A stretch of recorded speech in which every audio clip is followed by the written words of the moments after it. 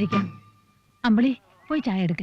വേണ്ട, ഞാനിന്നലെ സഹായിക്കാമെന്നേറ്റത് പെട്ടെന്നൊരു ആവേശം തോന്നിയിട്ടൊന്നുമില്ല.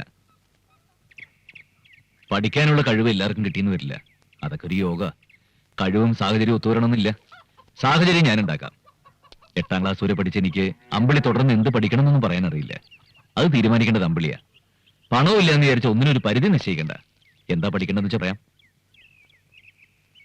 എന്താഗ്രഹം എന്ന് വെച്ചാ അപ്പൂട്ടനോട് പറയടി.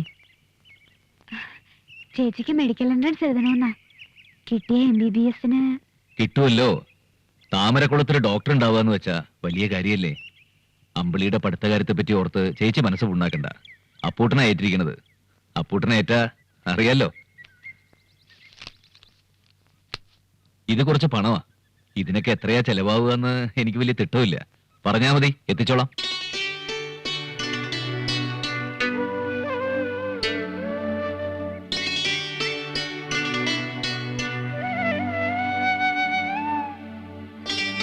എന്നാ ഞാൻ പോട്ടെ. അപ്പൂട്ടൻ ചായ കുടിച്ചില്ല. വേണ്ട, ഇനി ഒരിക്കലാകാം. പാടത്ത് പണിക്കാരുണ്ട്. പിന്നെ ഞാനിത് കുറിച്ചിടും. എല്ലാത്തിനും ഒരു കണക്ക് വേണ്ടേ? നിങ്ങൾ പേടിക്കൊന്നും വേണ്ട. ആറ്റി കളഞ്ഞാലും അളന്ന് കളയണമെന്നാണല്ലോ.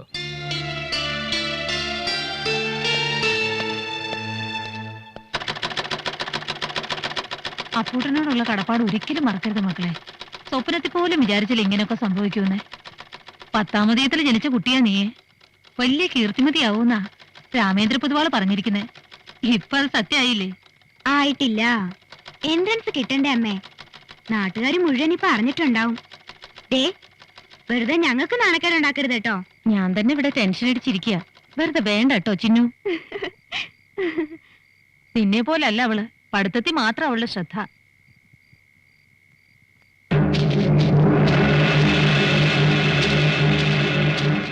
പ്രീ ഡിഗ്രിക്ക് റാങ്ക് കിട്ടുന്നവർക്കൊക്കെ എൻട്രൻസിന് കിട്ടണമെന്നില്ല.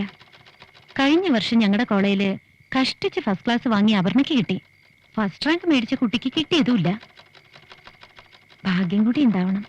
അതുണ്ടെന്നല്ലേ പൊതുവാള് പറഞ്ഞിരിക്കുന്നത്. ദൈവമേ, അടുത്ത ജന്മമെങ്കിലും 10ാമതീയത്തിന് ജനിക്കണേ. ഇവളുടെ നാക്കിന് ലൈസൻസ് ഇല്ല. മോൾക്ക് കിട്ടും, ഉറപ്പാ.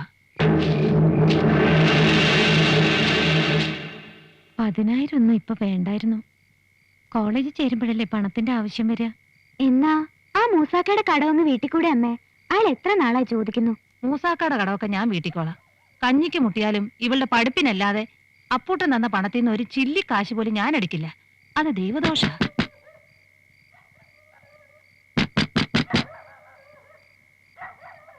ആരാ ആരാത്? അച്ഛൻ.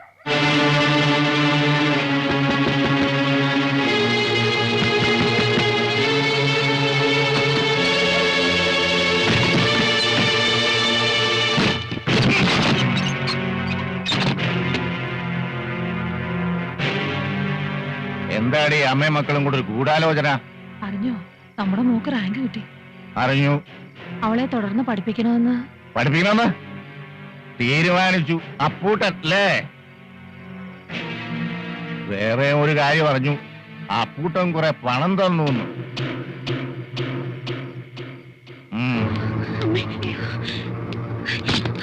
നമ്മുടെ മോടെ ഭാവി ഓർത്ത് ഒന്ന് പോടി അവിടുന്ന്. ഇവിടെ മനുഷ്യൻ ചില്ലി പൈസ ഇല്ലാതെ നട്ടം തിരിയുമ്പോഴാ മോളുടെ ഭാവി.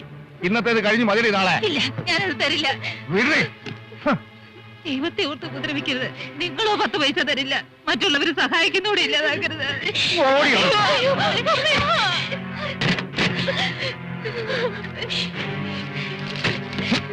അരുത്, മോളുടെ പഠിപ്പിനുള്ളതാ.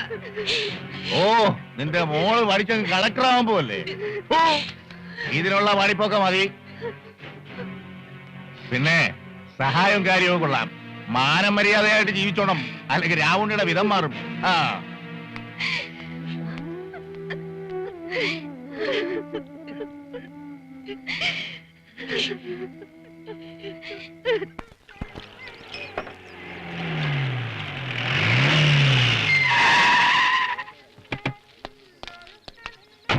അതോട്ടാ കടുപ്പത്തില് 3 ചായ. പെണ്ണ് കാണാൻ പോയിട്ട് തല്ലുണ്ടാക്കിയിട്ട് വന്ന മട്ടുണ്ടല്ലോ. തല്ലു കൊടുക്കണ്ട കേസാ. കൈ തെറിച്ചു വന്നതാ. പക്ഷെ നമുക്കില്ലേ ഡീസൻസി. നീയൊക്കെ തടഞ്ഞില്ലായിരുന്നെങ്കിൽ എല്ലാം അടിച്ച് നിരപ്പാക്കിയാ ഞാൻ. ഇതുകൊണ്ടൊക്കെ തന്നെയാ പെണ്ണ് കിട്ടാത്തത്. ഈ സ്വഭാവം അറിഞ്ഞൊരാൾ വരണ്ടേ? എടാ പെണ്ണിനെ ഇഷ്ടപ്പെട്ടില്ല എന്ന് വരും, ചിലപ്പോ പെണ്ണിന് ചെറുക്കനെ ഇഷ്ടപ്പെട്ടില്ല എന്ന് വരും. അതിന് അടിച്ചു നിരപ്പാക്കിയിട്ട് എന്താ കാര്യം? അതൊന്നുമല്ല മാധവേട്ടാ. ആ, എന്തായാലും ഞാൻ കൂടെ വരാത്തതിന്റെ ഭവിഷ്യത്തെ എനിക്ക് ഇപ്പൊ മനസ്സിലായോ? എന്താടാ പുട്ടാ ഈ പെണ്ണും കരഞ്ഞു കാണിച്ചോ? അതിന് പെണ്ണിനൊന്ന് കണ്ടിട്ട് വേണ്ടേ? അപ്പോഴേക്കും തുടങ്ങിയില്ലേ പുകില്. ഇവനെ ഒരു വിധത്തിൽ പിടിച്ചു കൊണ്ടുവന്ന് പറഞ്ഞാൽ മതിയല്ലോ. ഈ രാമൻകുട്ടിയുടെ ഏർപ്പാട് ഇതോടെ തീർന്നു. അതിന് ഞാൻ എന്ത് ചെയ്തു എന്നാ? ഇതുവരെ കണ്ട 49 മുടങ്ങിയത് എന്റെ കുറ്റം കൊണ്ടാണോ? വിഷമിക്കണ്ട, നമുക്ക് മറ്റൊന്ന് നോക്കാം. സ്വാതന്ത്ര്യത്തിന്റെ 50-ാം വാർഷികം, അപ്പൂട്ടന്റെ 50-ാമത്തെ ആലോചന, അത് നടക്കും. ഇവൻ ബ്രോക്കർ പീസ് കിട്ടാൻ വേണ്ടി ഇങ്ങനെ വലിച്ചു നീട്ടിക്കൊണ്ടിരിക്കും. അപ്പുട്ടാ, ഇനി ജാതകവും ജാതിയും മതം ഒന്നും നോക്കണ്ട. നീ വിളിച്ച താമരക്കുളത്ത് ഇറങ്ങി വരാത്ത ഏത് പെണ്ണട? വിളിക്കണ്ടേ? എന്താടാ പുട്ടാ അവിടെ നടന്നേ? ആ പെണ്ണിന്റെ തന്ത പറട്ട കളവൻ പറയാ ഞാൻ കള്ളുകൂടിയനാണ്, തെമ്മാടിയാണ്, താൻ തോന്നിയാണെന്ന്. ശരിയല്ലേ? ആരോ കൊണ്ട് കൊളുത്തി കൊടുത്തതായിരിക്കും. അപ്പുട്ടാ, ആളെ പിടികിട്ടി. ആ അച്യുതൻ നമ്പ്യാരാ ഈ കല്യാണം മുടക്കിയത്. ആ എന്നാലൊന്ന് ചോദിച്ചിട്ട് തന്നെ കാര്യം. വരണ വണ്ടിയില്.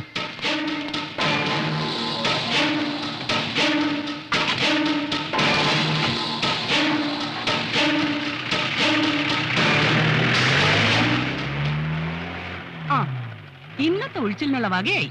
ഞാൻ അതൊന്നും അല്ല ആലോചിക്കുന്നത്. ആരായിരിക്കും ഈ 50-ാമത്തെ പെണ്ണ്? എന്തായാലും നീ ആയിരിക്കില്ല. അപ്പൊ ആ കല്യാണവും മുടങ്ങിയോ? അങ്ങനെ വരാൻ വഴിയില്ലല്ലോ. ഞാൻ തെമ്മാടിയും കള്ളുകൂടിയനാണെന്നൊക്കെ താൻ പറഞ്ഞല്ലോ.